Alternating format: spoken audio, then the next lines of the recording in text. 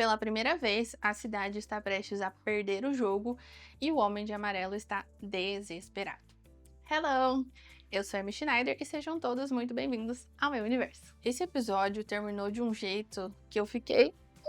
Meu Deus! Vamos lá comentar um pouquinho sobre tudo o que aconteceu nesse episódio. E eu vou separar os acontecimentos entre os núcleos mais importantes. E vamos começar pelo núcleo da Fátima. A Fátima conta pro Boyd e pra Donna o que aconteceu no último episódio, que ela não apenas estava vendo o que o Sorriso estava vendo, como ela conseguiu de fato controlar ele.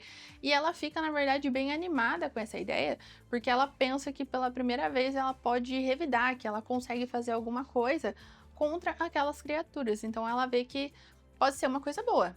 Porém, isso teve uma consequência.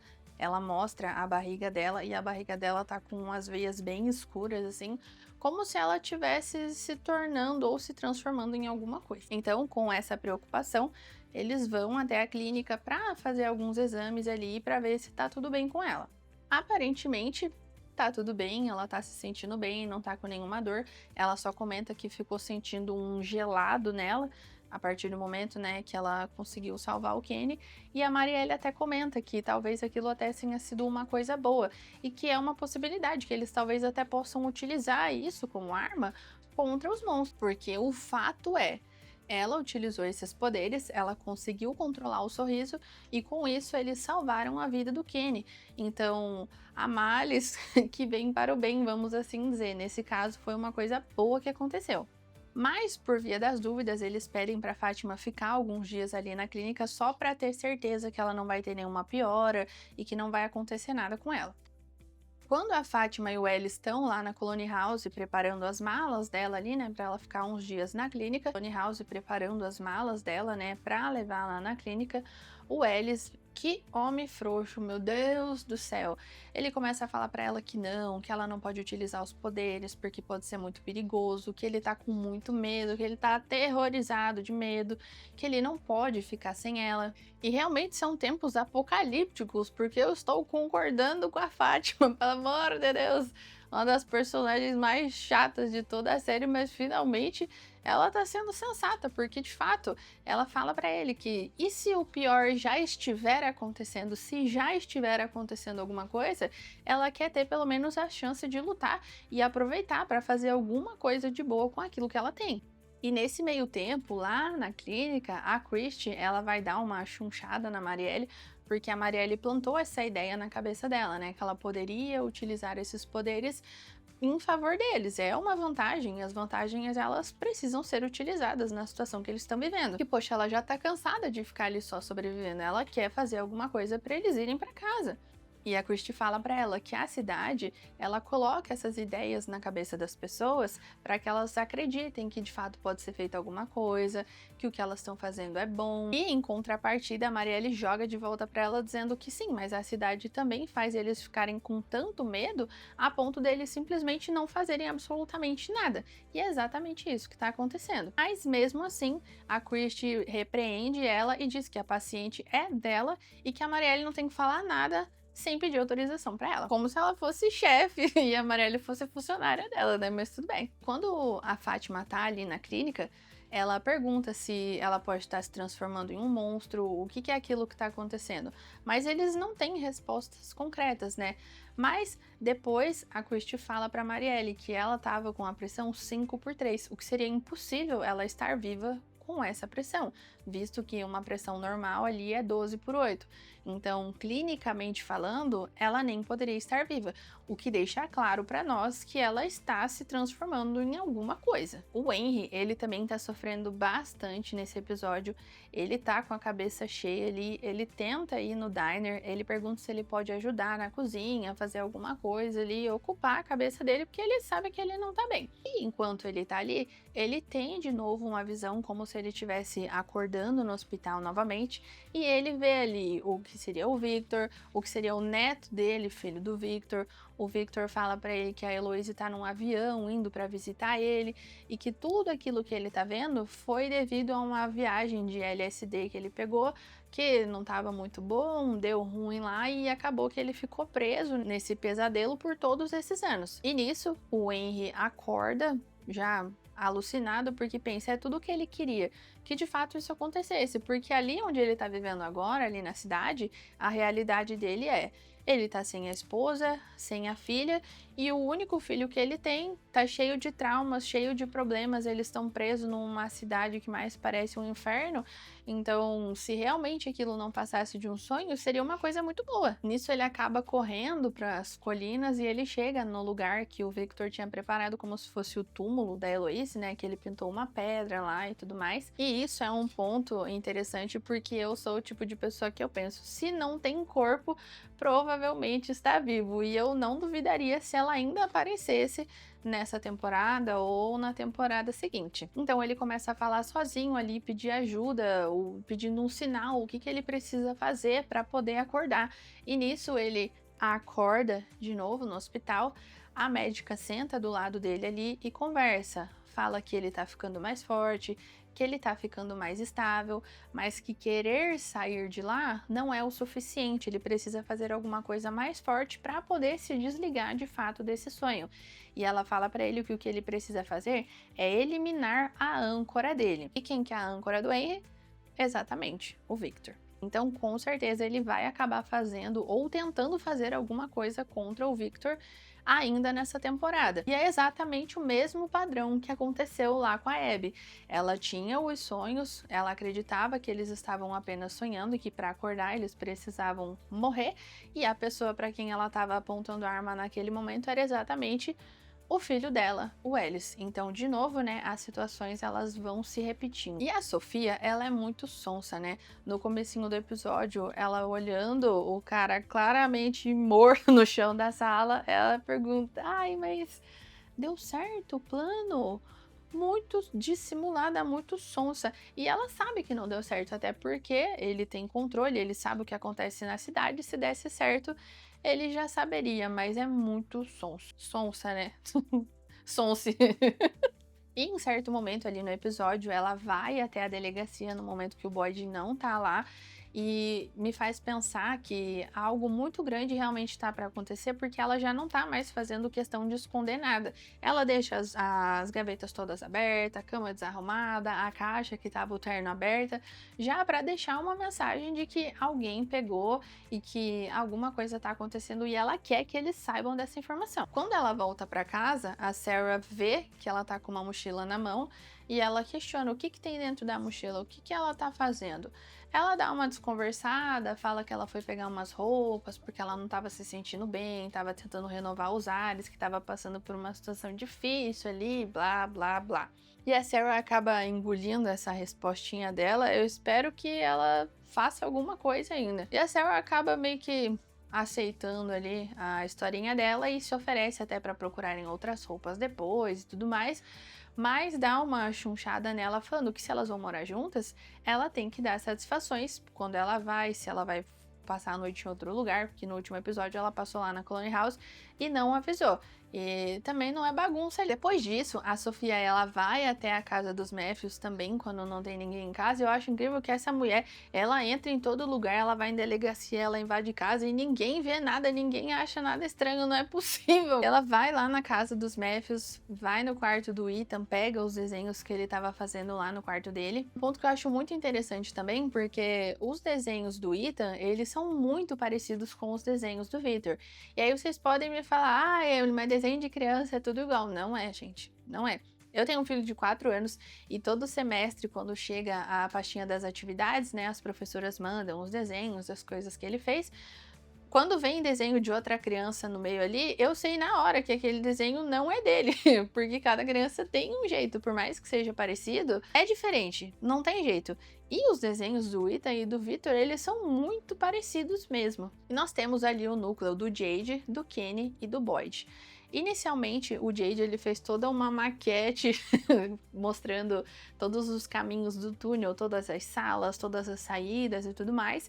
E eles percebem que a câmara onde ficam os ossos tem apenas uma saída pelos túneis ali. E o Boyd fala para ele que aquilo ali era um corredor da morte, impossível, ele não podia mandar pessoas lá embaixo para morrer, e ele nem quer saber do plano, ele simplesmente sai andando e deixa o Jade para trás falando sozinho. O Jade fica pé da vida, fala pro Kenny que ele tem que deixar o Boyd ciente de que provavelmente não vai ser possível salvar todo mundo, mas é claro que ele não ia aceitar uma coisa dessa. Mais tarde, no momento desse que o Jade tá puto, ele acaba derrubando toda a maquete, todo o trabalho que ele fez, mas ele acaba percebendo que na verdade tem uma outra saída sim, que é pra cima. Lá nas visões que ele teve, né, exatamente onde ficava as raízes das árvores. Tinha uma saída por cima, então na verdade temos duas saídas. Uma pelos túneis e a outra que fica exatamente em cima.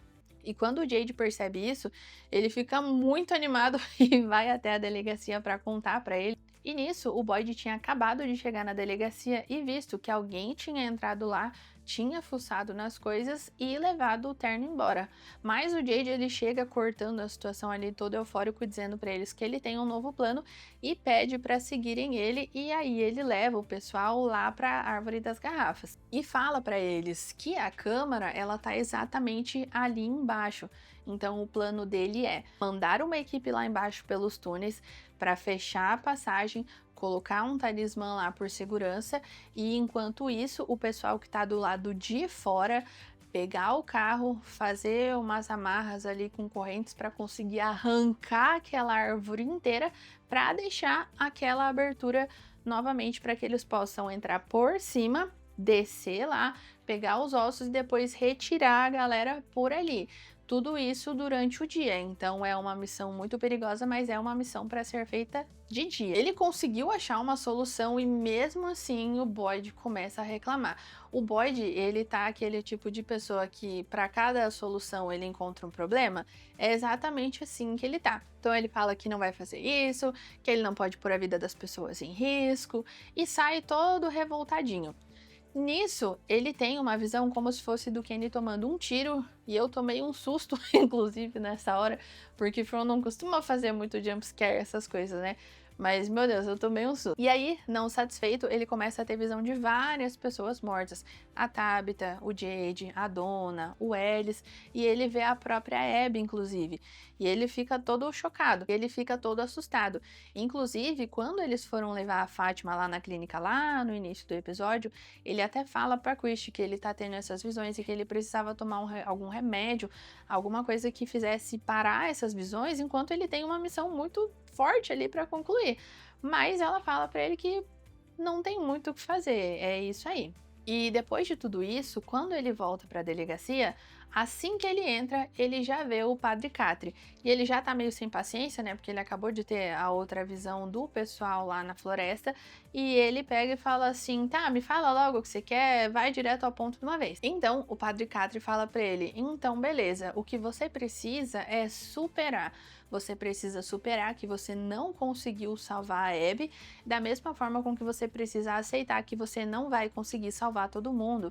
Não são tempos de paz. Nós estamos em tempos de guerra e a sua missão não é mais salvar todas as pessoas, e sim salvar o máximo de pessoas que for possível e levar esse pessoal para casa. Então você precisa aceitar que provavelmente pessoas vão morrer no meio do caminho. E esse é o momento em que você bate o pé, engole o choro, toma uma decisão, aguenta as consequências e simples assim.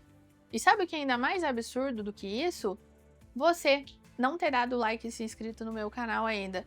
Poxa vida, dá o like, se inscreve no canal e apoia artistas. E eu pensando, a voz do povo é a voz de Deus mesmo, porque olha lá, o padre falando as coisas pra ele, tudo aquilo que a gente querendo falar pra ele, né, homem, não tem essa de salvar todo mundo, é o que tem pra hoje, vai, pronto, para de chorar. E o Padre Catre, eu não acho que necessariamente ele seja uma entidade isolada, eu acho que talvez pode ser simplesmente o subconsciente dele, dando forças para ele enfrentar os traumas dele, né, aceitar as coisas que ele passou e poder seguir em frente. E nós temos o núcleo da Tabitha, do Ethan e do Victor. O Ethan levou a sério o que o Victor falou para ele no outro episódio, que ele tinha que se preparar caso ele precisasse sobreviver sozinho ali. Então ele começa a fazer as mesmas coisas, ele começa a fazer os desenhos, tudo mais, e quando a Tabitha vê, ela fica assustada, pega o Ethan, leva ele lá na Colony House, bate na porta do Victor, cara, que ódio dessa mulher. O Victor abre a porta e ela fala assim pra ele: Vai, fala logo pra ele que é mentira o que você disse. E ele fica tipo, o quê? Ah, ele vai ter que ficar sozinho, que ele vai ter que se recuperar. Fala pra ele que isso não vai acontecer. E eu fiquei pensando, cara, a gente é palhaço agora, né? Só pode. O Victor fala pra ela, eu não tenho como falar isso, porque eu não posso prometer uma coisa dessa. E o Ethan pede pra ele, então você me ensina o que eu preciso saber pra poder sobreviver. Eu acho que isso é uma coisa boa. O Victor concorda e a Tabitha volta o perdido ali, ela acaba tendo que aceitar muito a contragosto. Então o Victor leva eles para aquele caminhão onde ele guardava as coisas dele e ele fala que no dia do massacre foi a primeira vez que ele viu o menino de branco. E o menino de branco disse para ele que tinham 3 coisas que ele precisava para conseguir sobreviver. A primeira delas era comida, e aquele caminhão que ele levou ele lá estava cheio de pêssego em caldas, e ele disse que se alimentou por muito tempo daqueles pêssegos. E faz sentido, né, ele gostar tanto de pêssego, porque lá nas primeiras temporadas ele cobrava a dona sobre isso, então provavelmente daí que veio esse estoque. E aí ele fala que a segunda coisa é que ele tinha que driblar a solidão, porque quanto mais sozinho ele se sentia, mais medo ele tinha também. Então ele disse que no início ele começou a conversar com as coisas. Ele conversava com o sofá, ele conversava com o chão, ele conversava com a parede, para não se sentir sozinho. E com o tempo ele acabou criando 2 bonecos ali para representar a mãe dele e a irmã dele.